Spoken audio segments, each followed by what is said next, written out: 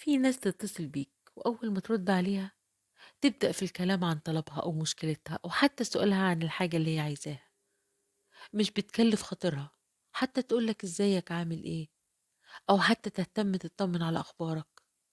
تحس إن مكالمتها مجرد مصلحة وبس، مكالمة خالية من المشاعر والود.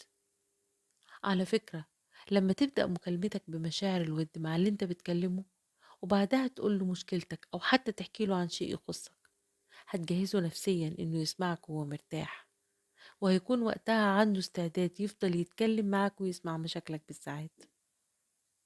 الكلمة الحلوة والود اللي بتبتدي بيه أي حوار، حتى لو في التليفون، بتفتح أبواب المحبة والراحة بينا.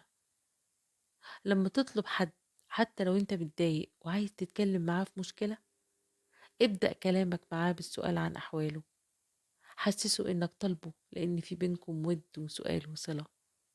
بلاش تحسسه إنك طالبه مصلحة وبس، لأن مع الوقت هيكره مكالمتك، لأنه هيحس إنك مش بتطلبه تسأل عليه أو حتى تتواصل معاه، لأ، هيتأكد إنك طالبه مصلحة، وهيحس بضيق كل ما تطلبه. عود نفسك تحسس اللي بتكلمه إنك مهتم بأخباره، زي ما انت مهتم إنه يسمعك ويعرف أخبارك وياخد من وقته علشان يحللك مشكلتك ويريحك.